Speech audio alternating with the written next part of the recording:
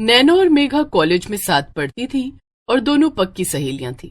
नैना का भाई अर्जुन मेघा को मन ही मन चाहने लगा था। दोनों की शादी भी तय हो गई और सब कुछ बहुत अच्छा जा रहा था। मगर उनकी कहानी में एक दुख भरा मोड़ तब आता है जब मेघा को कैंसर जैसी खतरनाक बीमारी हो जाती है। आगे क्या हुआ मेघा, नैना और अर्जुन की कहानी में, आइए साथ में देखते हैं। एक दिन मेघा और नैना साथ में बैठकर लंच कर रही थी। आज तो बड़ा ही अजीब सा दिन है नैना, कुछ अच्छा ही नहीं लग रहा है। हाँ, तुझे क्यों अच्छा लगेगा आज कुछ? आज अर्जुन जो कॉलेज नहीं आया है।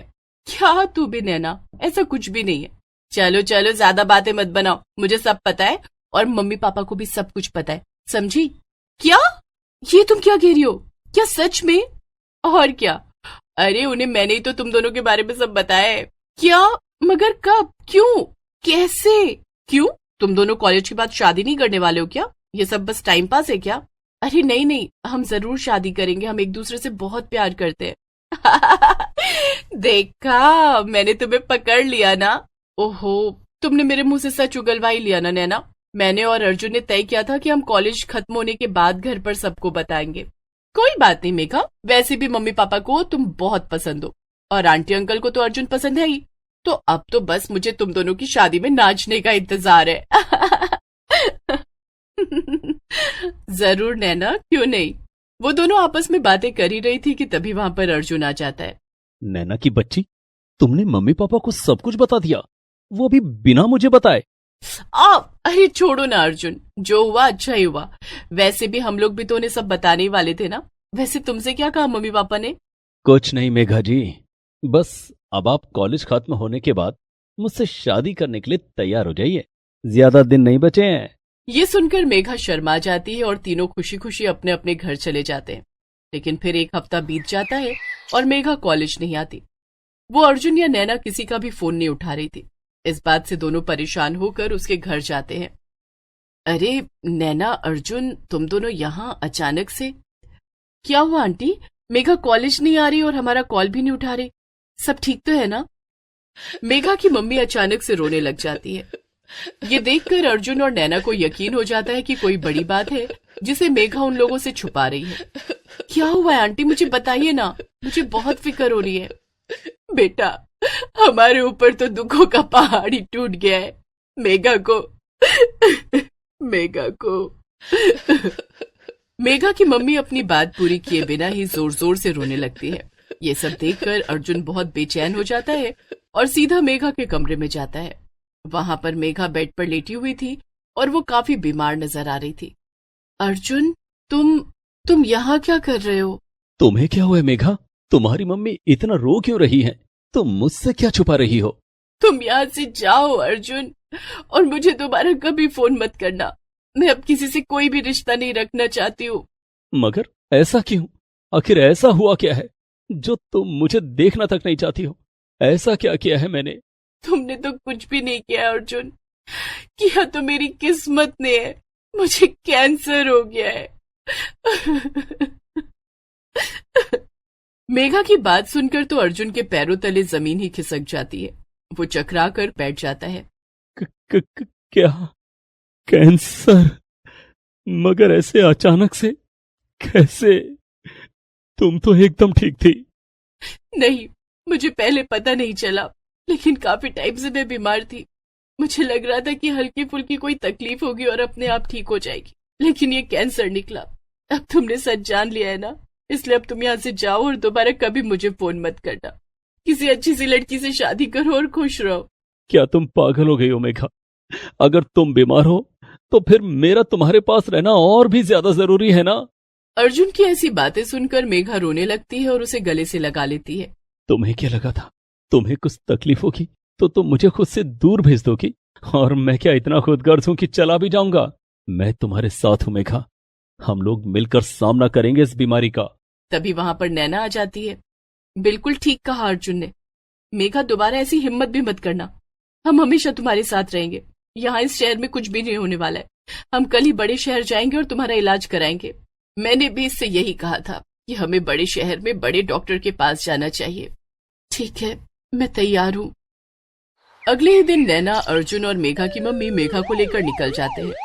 मेघा का इलाज शुरू हो जाता है और डॉक्टर ने उन्हें उम्मीद दी थी कि मेघा ठीक हो जाएगी। अर्जुन एक दिन डॉक्टर से बात करता है। डॉक्टर साहब, मेघा ठीक तो हो जाएगी ना?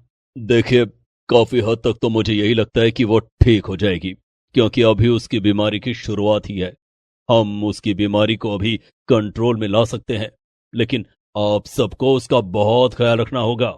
जी, हम उसका पूरा ख्याल रखेंगे। डॉक्टर जैसा कहता है वैसा ही होता है। मेघा की बीमारी काफी हद तक कंट्रोल में आ जाती है। मेघा, मैंने अभी अभी डॉक्टर साहब से बात की है। वो कह रहे हैं कि तुम्हें अब वापस घर ले जा सकते हैं। बस तुम्हारी दवाइयां चलेंगी और तुम्हें जल्दी जल्दी चेकअप के लिए आना होगा। ये तो बहुत अच्छी बात है अर्जुन। अब मुझे यहाँ अच्छा भी नहीं लग रहा है। मुझे वापस घर जाना है। हाँ, तो अब हम सब घर जाएंगे। सभी लोग खुशी खुशी घर वापस चले जाते हैं, लेकिन मेघा के घर पर अर्जुन के मम्मी पापा पहले से ही उसका इंतजार कर रहे थे। उन्हें देखकर मेघा बहुत हैरान हो जाती है। अरे अंकल आंटी, आप दोनों यहाँ? हाँ बेटा, हम दोनों तुम्हारा स्वागत करने के लिए यहाँ आए हैं। आखिरकार तुम इतनी बड़ी जंग जो जीत कर आ रही हो। अर्जुन की मम्मी मेघा को गले लगा लेती है। हाँ बहन जी, और साथ ही साथ हम अर्जुन और मेघा की शादी के बारे में भी बात करने आए हैं। अब मेघा ठीक है तो हम और देर नहीं करना चाहते हैं। मेघा और उसकी माँ ये सुनकर बहुत खुश हो जाते हैं और सभी लोग शादी की तैयारियों में लग जाते हैं। कुछ वक्त में मेघा की हालत में और भी सुधार आने लगता है।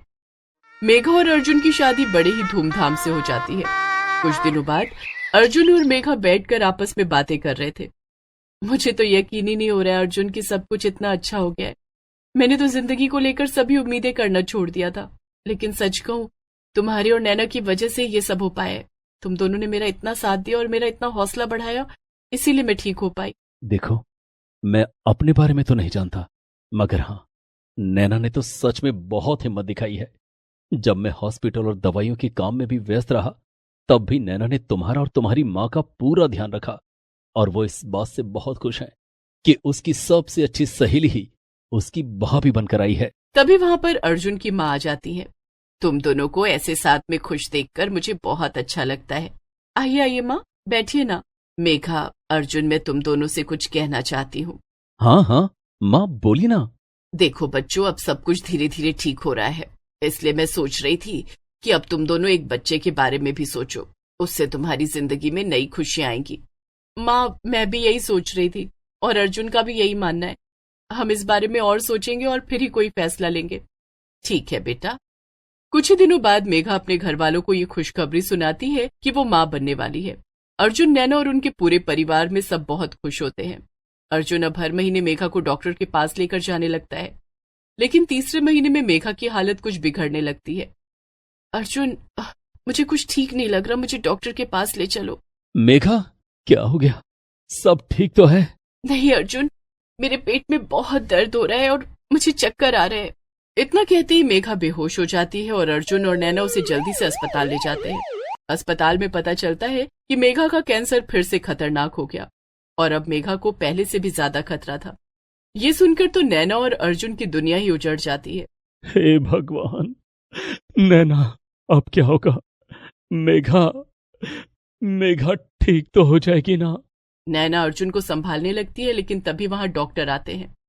देखिए, मेघा की बीमारी लौट आई है और मुझे नहीं लगता कि अब वो कुछ महीनों से ज्यादा जिंदा रह पाएगी, और साथ ही साथ वो प्रेग्नेंट भी है, इसीलिए उसके बच्चे पर भी खतरा है। उन दोनों का बचना बहुत ही मुश्किल है। लेकिन आप ये बात उन्हें मत बताइएगा, उनके लिए स्ट्रेस लेना ठीक नहीं। ये सुनकर नैना और अर्जुन और भी ज्यादा घबरा जाते हैं, लेकिन जब वो मेघा से मिलने जाते हैं तब वो उसके सामने खुश रहने का नाटक करने लगते हैं। मेघा, तुम चिंता मत करना, देखना तुम और तुम्हारा बच्चा दोनों ही जल्दी से ठीक हो जाओगे और फिर हम सब घर पर खूब मजे किया करेंगे। हाँ मेघा, सब ठीक हो जाएगा। नहीं, मुझे पता है मेरी बीमारी वापस आ गई है, लेकिन लेकिन अर्जुन, नैना, मेरा बच्चा तो बच जाएगा ना? अर्जुन और नैना इस बात का कोई जवाब नहीं दे पाते और उनकी आंखों में आंसू आ जाते हैं। ऐसे ही कुछ दिन बीत जाते हैं और मेघा की हालत और बिगड़ने लगती है और अर्जुन और नैना उसे बड़े शहर के अस्पताल में भर्ती करवा देते हैं। कई महीने बीत जाते हैं मगर मेघा की हालत में कोई सुधार नहीं आता और देखते ही देखते मेघा 9 महीने की गर्भवती हो जाती है। देखिए, अब बहुत नाजुक हालात हैं, डिलीवरी के दौरान कुछ भी हो सकता है। डॉक्टर कुछ भी करके मेघा और बच्चे को बचा लीजिए प्लीज। देखिए, अब तो सब कुछ भगवान के ऊपर है, वही कुछ कर सकते हैं। अगर बच्चे या माँ में से कोई भी एक बच गया तो चमत्कार होगा। ये कहकर डॉक्टर ऑपरेशन थिएटर में चले जाते हैं। नैना, अर्जुन और उनके सभी घर वालों की सांसें अटकी हुई थी और कुछ घंटों बाद डॉक्टर बाहर निकलते हैं और अंदर से एक बच्चे के रोने की आवाज सुनाई देती है। मुबारक हो, आपको बेटी हुई है और वो बिल्कुल स्वस्थ है। ये सुनकर सभी खुश हो जाते हैं मगर अर्जुन डॉक्टर से पूछता है, डॉक्टर, मगर मेघा वो कैसी है? माफ करिएगा, हम उसे नहीं बचा पाए। ये सुनकर तो जैसे नैना का परिवार टूट ही जाता है। मेघा की मौत की खबर उन सबको गहरे सदमे में डाल देती है। मेघा की माँ का तो रोते रोते बुरा हाल हो जाता है। मेरी बच्ची, हाय मेरी बच्ची, ये क्या किया तूने ऊपर वाले। एक तरफ मेघा की माँ की हालत रो रो कर खराब थी और वहीं दूसरी तरफ अर्जुन ने एकदम चुप्पी साध ली थी। वो किसी से एक शब्द भी नहीं बोल रहा था। वो अपनी बच्ची को लेकर वापस घर आ जाते हैं और मेघा का अंतिम संस्कार करवा देते हैं। लेकिन अर्जुन चुपचाप किसी गहरे ख्याल में खोया रहता था। एक दिन नैना उससे कहती है, अर्जुन, क्या सोचते रहते हो तुम? किसी से बात भी नहीं करते हो। मुझे बताओ, अपना मन हल्का करो। नैना, मेघा जब पिछली बार कैंसर से लड़ी थी और जीत गई थी, तब से उसका बस एक ही सपना था, यहाँ अपने घर के पास भी एक कैंसर हॉस्पिटल हो, क्योंकि मेघा को अपने इलाज के लिए इतनी दूर जाना पड़ा था। तो अब मैं उसका सपना पूरा करना चाहता हूँ। ये तो बहुत ही अच्छी बात है अर्जुन, मैं तुम्हारा पूरा साथ दूंगी। हमें मेघा का सपना जरूर पूरा करना चाहिए। मैं अपनी बाकी की सारी जिंदगी बस अपनी बच्ची और मेघा के देखे हुए सपने पर लगाना चाहता हूँ। इसके बाद नैना और अर्जुन मिलकर पास में एक कैंसर का अस्पताल बनवाते हैं और उसे मेघा का नाम देते हैं।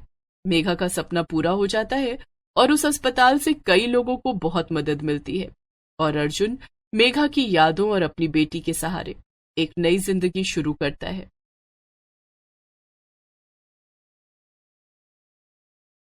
सतीश और प्रिया की दो बेटियां थीं, अंजू और संजू। उनकी बड़ी बेटी अंजू का रंग काला था क्योंकि वो अपने पिता पर गई थी, लेकिन संजू दूध जैसी गोरी थी। इसलिए लोग अक्सर अंजू को बहुत ताने मारते थे और संजू की खूब तारीफ करते थे।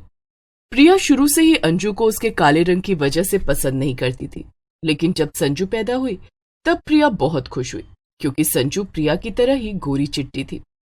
जब भी संजू स्कूल से घर आती थी तो वो अपनी माँ से अंजू की शिकायत करती थी।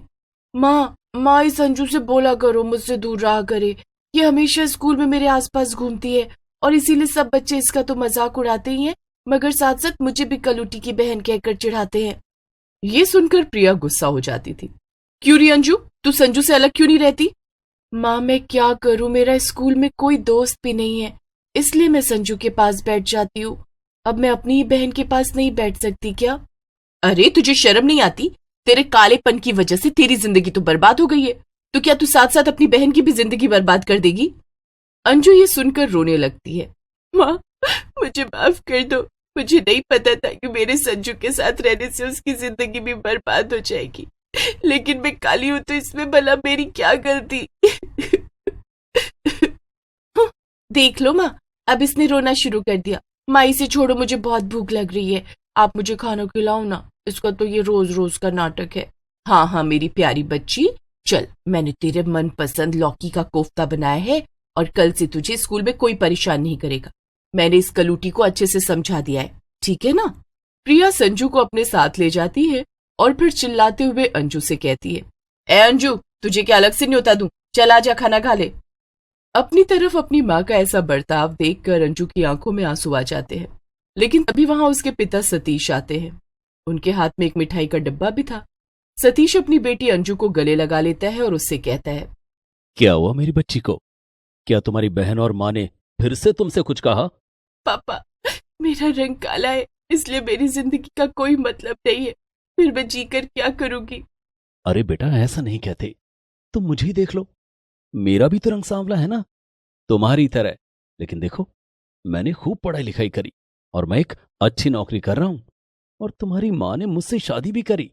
बेटा, लोग तो हमेशा तुम में कोई ना कोई कमी निकालेंगे, लेकिन तुम बस अच्छे से पढ़ो, लिखो और आगे बढ़ो। जब तुम सफल हो जाओगी, तब कोई तुम्हारी कमी नहीं देखेगा। ये सुनकर अंजू चुप हो जाती है और अपने पिता की बात अच्छे से समझ जाती है। और ये देखो, मैं तुम्हारे लिए क्या लाया, तुम्हारी मनपसंद मिठाई। अरे वाह पापा, शुक्रिया। मिठाई देखकर अंजू खुश हो जाती है और मिठाई का डब्बा लेकर अपने कमरे में चली जाती है। धीमे धीमे अंजू ने अपने आसपास के उन लोगों की बातें सुनना बंद कर दिया जो उसे काला कहते थे, और वो सिर्फ और सिर्फ मन लगाकर पढ़ाई करने लगती है। देखते ही देखते अंजू और संजू का स्कूल और फिर कॉलेज भी खत्म हो जाता है और अब उनकी शादी का समय करीब आ रहा था। संजू शादी करने के लिए बड़ी उत्सुक थी, लेकिन एक समस्या थी जो उसे अंदर ही अंदर खाए जा रही थी। वो अपनी माँ प्रिया से जाकर कहती है, माँ मुझे शादी करनी है। आप इस अंजू के लिए जल्दी रिश्ता ढूंढना शुरू करो। मुझे नहीं लगता इसे जल्दी कोई लड़का मिलेगा, और जब तक इसे लड़का नहीं मिलेगा मेरी भी शादी नहीं हो पाएगी। अरे बेटा, कह तो तू एकदम सही रही है, लेकिन मुझे नहीं लगता वो अंजू अभी इतनी जल्दी शादी करेगी। उसके सर पर तो पढ़ाई लिखाई का भूत सवार है ना। क्या? नहीं माँ, मैं नहीं जानती। आप कोई भी उसी के जैसा करलूटा सा लड़का ढूंढकर उसकी शादी कर दो, बस मैं नहीं चाहती कि उसकी वजह से मेरी शादी में भी दिक्कत आए। प्रिया संजू की बात सुनकर सीधा अंजू के पास जाती है। अंजू अपने पिता सतीश के साथ बैठी हुई थी और वो दोनों किसी परीक्षा के बारे में बात कर रहे थे। क्या हो प्रिया और संजू, तुम दोनों यहां पर? क्या काम है तुम्हें? हाँ अंजू, मैंने तेरे लिए एक रिश्ता ढूंढा है। मुझे बड़ी मुश्किल से ये एक लड़का मिला है। ये इसकी कपड़ों की दुकान है और बिल्कुल तेरे जैसा है। अब मेरा मतलब दोनों का रंग भी एक ही जैसा है, तो इससे शादी कर ले। और अंजू देख, मना मत करना, वरना वैसे ही तुझे जल्दी कोई लड़का नहीं मिलने वाला। यही बड़ी मुश्किल से मिला है, फिर तेरी शादी होने में सालों लग जाएंगे और मेरा क्या होगा। ये सब सुनकर अंजू को बहुत बुरा लगता है और वो उस लड़के की फोटो को देखते हुए कहती है, नहीं माँ, नहीं संजू, मुझे ये लड़का पसंद नहीं है और मुझे इससे शादी नहीं करनी। और इससे क्या, मुझे अभी किसी भी लड़के से शादी नहीं करनी। अभी तो मैं आगे की पढ़ाई करूंगी और यूपीएससी की परीक्षा दूंगी। ये सुनकर संजू और प्रिया गुस्सा हो जाती हैं। क्या? माँ देखो इसे, ये क्या कह रही है। मैंने कहा था ना ये बहुत नाटक करेगी और लगता है कि अब ये मेरी जिंदगी बर्बाद करके ही चैन लेगी। अरे कलूटी, तू आगे पढ़ लिख कर क्या करेगी? तुझे कौन सा बड़ा कलेक्टर बन जाना है? बस हमारा समय और पैसा बर्बाद कराएगी तू। चुपचाप शादी कर ले और निकल मेरे घर से बस। प्रिया, ये तुम अंजू से किस तरह बात कर रही हो? उसने कहा ना उसे शादी नहीं करनी, तो बस नहीं करनी। अगर तुम्हें इतनी ही जल्दी है तो हम दोनों मिलकर संजू की शादी पहले कर देंगे। मगर फिर समाज वाले क्या बोलेंगे कि छोटी बहन की शादी पहले कर दी। अरे लोगों को भी तो जवाब देना होता है ना। जिसे जो बोलना है बोलने दो, मुझे कोई फर्क नहीं पड़ता। और ना ही अंजू को। वो पढ़ाई करेगी और आगे चलकर बड़ी अफसर भी बनेगी। तुम बस अपनी दूसरी बेटी की शादी की तैयारी करो। अंजू को अकेला छोड़ दो और अपनी मर्जी से जीने दो। ठीक है, दोनों बाप बेटी का जो जी आए वो करो, मुझे क्या। मैं अपनी बेटी संजू की शादी खूब धूमधाम से कराऊंगी। इस कलूटी को शादी नहीं करनी तो ना करे, ना जाने आगे चलकर इसका क्या होगा। फिर क्या था, प्रिया अगले दिन से संजू के लिए रिश्ते ढूंढने लगती है और संजू इतनी खूबसूरत थी कि उसके लिए लड़कों की लाइन भी लग जाती है। आखिर में प्रिया एक बहुत अमीर और हैंडसम लड़का पसंद करती है और उससे संजू की शादी कर देती है। संजू अपने अमीर और सुंदर पति के साथ खुशी खुशी रहने लगती है। वहीं उधर अंजू मन लगाकर अपनी यूपीएससी परीक्षा की तैयारी करने लगती है, लेकिन जब भी वो घर से बाहर निकलती थी लोग उसे शादी न करने और पढ़ाई में समय व्यर्थ करने के ताने मारते थे। यही घर पर उसकी अपनी माँ भी उससे बुरा भला कहती थी। अंजू, तू सिर्फ अपना समय बर्बाद कर रही है। वैसे भी कोई लड़का तुझसे शादी करने को तैयार नहीं होगा, ऊपर से पढ़ाई लिखाई। अरे कभी देखा है किसी काले अफसर को? प्रिया की ऐसी बातें अंजू को बहुत खटकती थी, लेकिन भले ही सभी लोग अंजू को ताने मार रहे थे और उसे बुरा भला कह रहे थे, उसके पिता सतीश हमेशा उसके साथ थे और इसीलिए वो रुकी नहीं।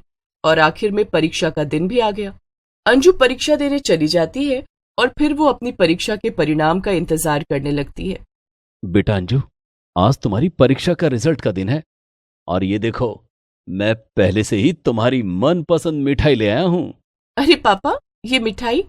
मगर कहीं मैं फेल हो गई तो, और माँ की बात सच निकल गई कि काले लोगों की जिंदगी भी उनके रंग की तरह काली होती है, तो फिर मैं क्या करूंगी? नहीं बेटा, तुम चिंता मत करो, सब अच्छा होगा। तुमने इतनी मेहनत जो की है जो इंसान पूरी लगन से मेहनत करता है उसे फल जरूर मिलता है। हाँ पापा, रिजल्ट आने का समय हो गया, मैं अभी देखती हूँ। तभी अंजू फिर से फोन पर अपना रिजल्ट देखने लगती है और रिजल्ट देखते ही उसकी खुशी का तो कोई ठिकाना ही नहीं रहता। वो खुशी के मारे अपने पापा को गले लगा लेती है और उनसे कहती है, पापा, पापा मैं सफल हो गई परीक्षा में, मैं अफसर बन गई, मैंने सबको गलत साबित कर दिया पापा, मैं सफल हो गई और मेरे साथ साथ आप भी सफल हो गए। मुझे मेरी अफसर बेटी पर गर्व है। अंजू, लो मिठाई खाओ। तभी वहां पर प्रिया आ जाती है और उसे कुछ समझ नहीं आता। अरे अरे, क्या हो रहा है यहाँ? किस बात का इतना शोर है? मैं दिन भर नौकरानियों की तरह घर के काम करती रहती हूँ और अब मैं जरा भी आराम नहीं कर सकती क्या? इतना शोर शराबा मचा रखा है तुम बाप बेटी ने। मेरी बेटी अब अफसर बन गई है, समझ में आया तुम्हें? इसलिए चिल्लाओ मत और उससे जरा तमीज से बात करो। प्रिया कुछ समझ पाती है उससे पहले ही उसके फोन पर कई लोगों और रिश्तेदारों के फोन आने लगते हैं और वो सब प्रिया को बधाइयां देने लगते हैं। वो सब प्रिया को बताते हैं कि अंजू ने पूरे शहर में टॉप किया है और वो अफसर बन गई है। प्रिया को तो अपने कानों पर यकीन ही नहीं हो रहा था। उसे एक झटका सा लगता है और अपनी की हुई सारी गलतियां याद आ जाती हैं। अंजू, मुझे माफ कर दे, मैंने हमेशा तुझे इतना बुरा भला कहा, मैं तो एक अच्छी माँ भी नहीं बन सकी। लेकिन अंजू अपनी माँ को गले लगा लेती है और उससे कहती है, कोई बात नहीं माँ, आज तो खुशी मनाने का दिन है, मुझे आपसे या किसी से भी कोई शिकायत नहीं है। ये ताने ही तो थे जिन्होंने मुझे आगे बढ़ने का हौसला दिया। अब वैसे भी मैं जल्दी ट्रेनिंग के लिए चली जाऊंगी। फिर अंजू, प्रिया और सतीश बाहर खाना खाने जाते हैं। कुछ ही दिनों में अंजू ट्रेनिंग पर चली जाती है और वहीं ट्रेनिंग पर उसे एक लड़का अनमोल मिलता है। अनमोल अंजू को चाहने लगता है और ट्रेनिंग के बाद वो दोनों शादी कर लेते हैं। उधर संजू का पति जितना अमीर और दिखने में सुंदर था, मन से उतना ही काला था। वो अक्सर संजू को मारता पीटता था। एक दिन संजू रोते हुए अंजू के पास आती है और उसे सब कुछ बता देती है। संजू, तू चिंता मत कर, तू उस लड़के से डिवोर्स ले ले और फिर तू किसी अच्छे आदमी से शादी कर लेना, मैं तेरी मदद करूंगी। मुझे माफ कर दे बहन, मैंने जिंदगी भर तुझे काले होने पर कितना सताया, लेकिन आज तू मुझसे ज्यादा अच्छी जिंदगी जी रही है, वो भी सिर्फ इसलिए क्योंकि तूने कभी काले गोरे में भेदभाव नहीं किया। कोई बात नहीं संजू, मैं तो सब कुछ भूल भी चुकी हूँ, तू भूल जा और भरोसा रख, अब सब ठीक हो जाएगा। अंजू संजू की डिवोर्स लेने में मदद करती है और फिर उसकी शादी एक दूसरे अच्छे लड़के से करवाती है। फिर अंजू अपने परिवार के साथ खुशी खुशी रहने लगती है और इस तरह अंजू और संजू दोनों काली और गोरी बहनों की शादी अच्छे से हो जाती है। Please subscribe this channel.